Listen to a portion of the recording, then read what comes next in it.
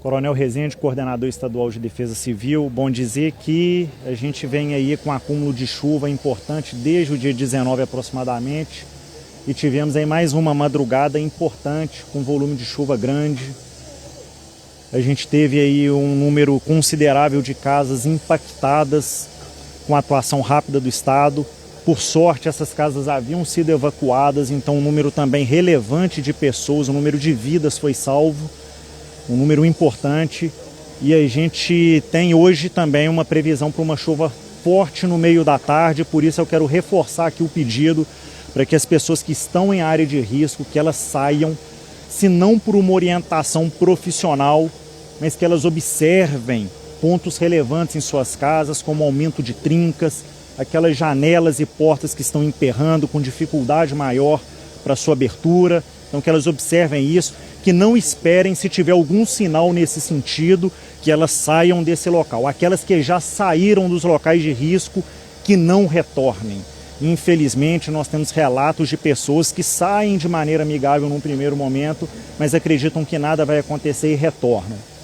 Quero dizer que hoje, no meu primeiro deslocamento do dia, foi abordado por populares que um bom padrão construtivo, um conjunto de prédios e casas que foi atingido por uma encosta, e a gente já vê aí uma mudança de comportamento na população. Boa parte já tinha sido evacuada pelos próprios moradores e eles tiveram a preocupação de nos acionar e seguiram todas as nossas instruções. Então é um momento em que a gente deve priorizar a vida, bem material, a gente batalha depois para conquistar novamente, mas a gente deve focar nesse cuidado de autoproteção. As pessoas devem seguir as orientações.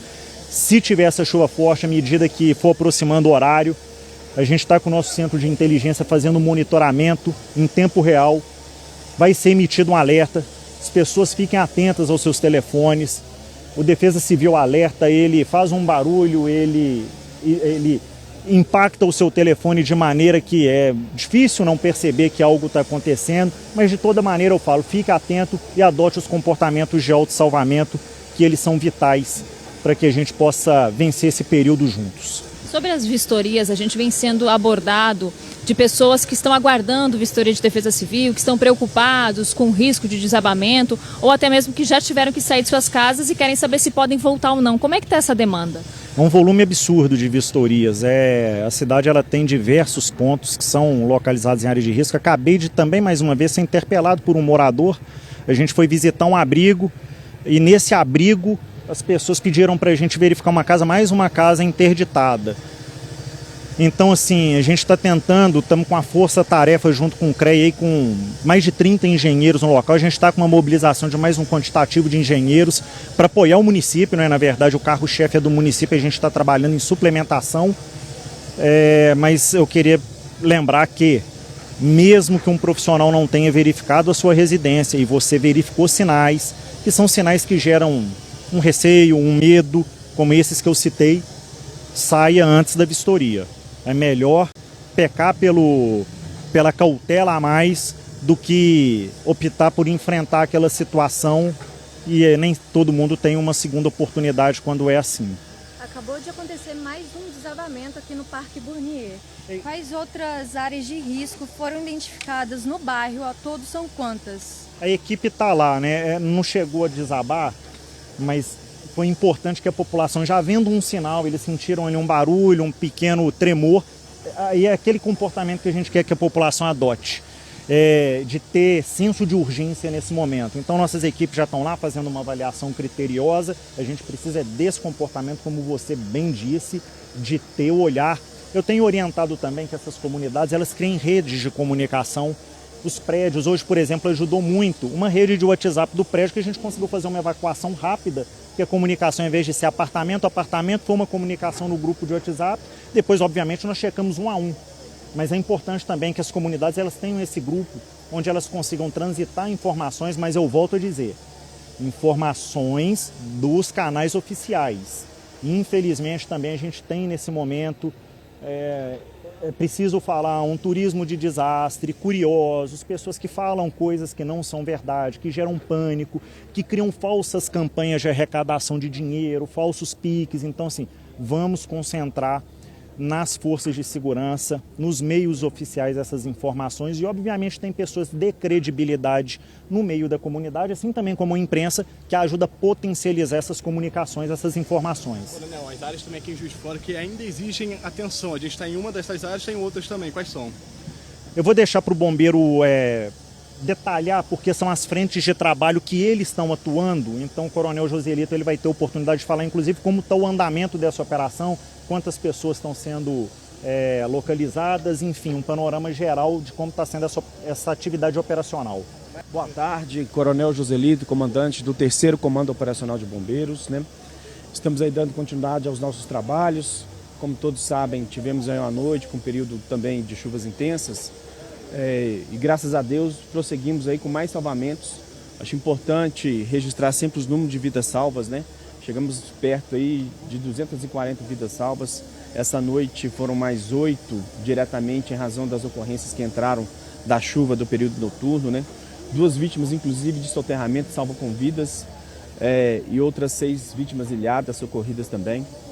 É importante frisar esse processo de segurança preventivo frisado aqui pelo Coronel Rezende, né? Tivemos aí entrada de 12 ocorrências de deslizamento, escorregamento de massa aí em residências, 12 residências atingidas. E em delas, uma socorremos com vidas, né? 2 vidas.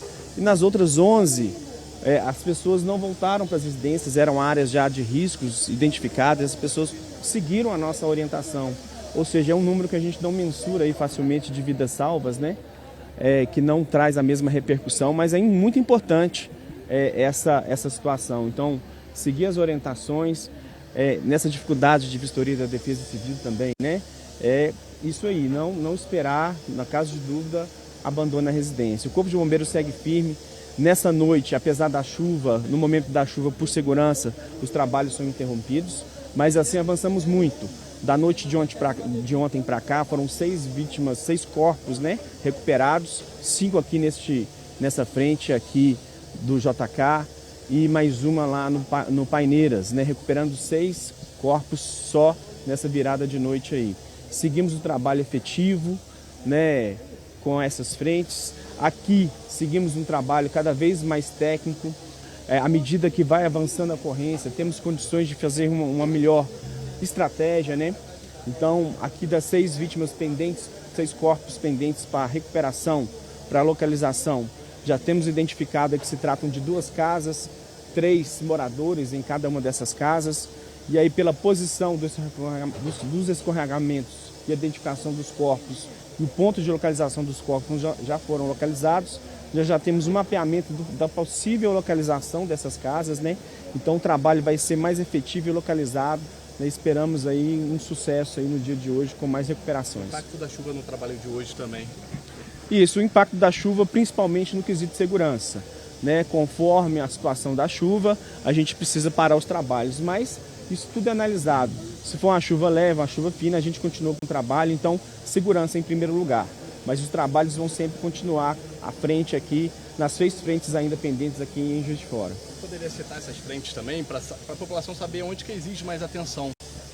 Essas frentes são aqui no JK, no bairro, no Paineiras, Esplanada, Linhares e mais outros 2 locais que eu ainda não tenho os nomes. Nossa Senhora de Lourdes e Vila Ideal. Esses são as frentes que os bombeiros ainda estão recuperando, né? São 6 corpos a recuperar, a localizar aqui, 2 no Paineiras e 1 em cada um dos outros 4 endereços.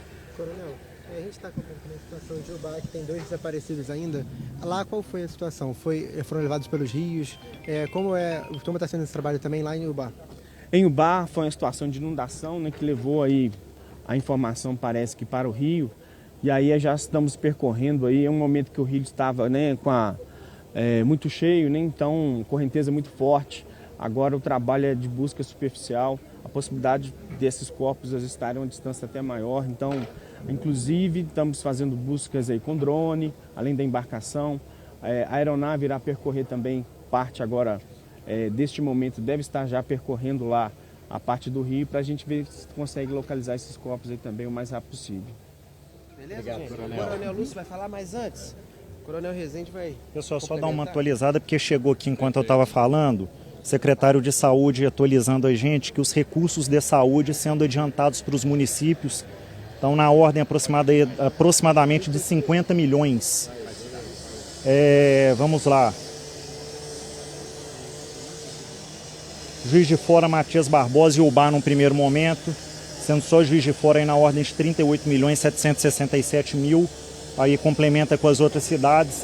E também tem os repasses que o governo também vai adiantar para os municípios, vai totalizar tudo aí na ordem de 90 milhões, então já é aí também um socorro rápido para os municípios.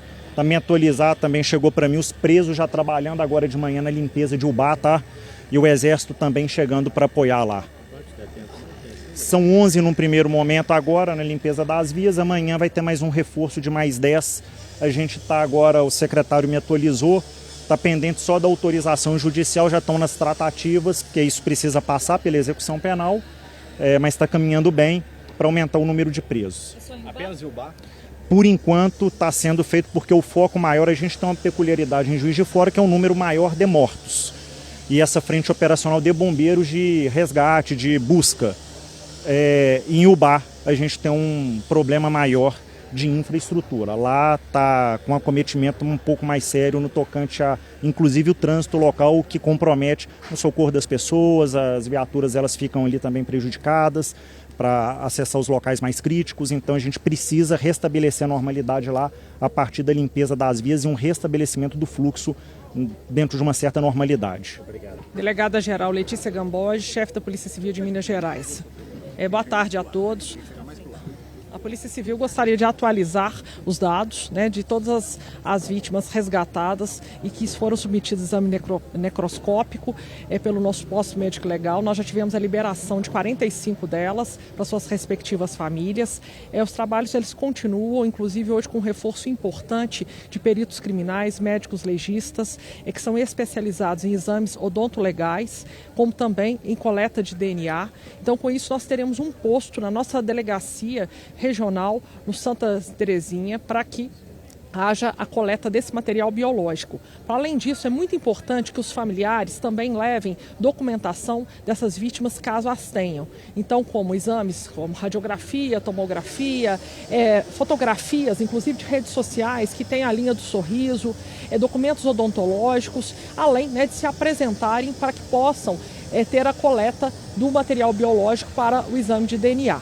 Outra ação importante que a Polícia Civil vai realizar a partir de amanhã é a emissão de carteiras de identidade para aquelas pessoas que perderam seus documentos, que estão desabrigadas ou desalojadas. Então, uma equipe do Instituto de Identificação da Polícia Civil estará hoje, no final do dia, em Juiz de Fora, para se preparar para os próximos 2 dias, podendo se estender, dada a necessidade, né, nessa primeira onda em Juiz de Fora e uma segunda onda em Ubá.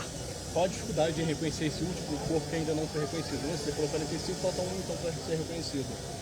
Nós temos, né, a dificuldade é exatamente a apresentação dessa documentação pela família. Né? Então é importante porque a gente não fala de reconhecimento, a gente fala de identificação. Né? Nós temos que ter a certeza da qualificação daquele indivíduo para que ele possa, então, né, ser entregue à sua família. Esses 46, quantos foram liberados? 45 corpos já liberados pelo posto médico legal, em Juiz de Fora, e 6 em Ubá. O corpo que ainda não foi identificado foi encontrado em que bairro? Doutor Eurico, qual bairro?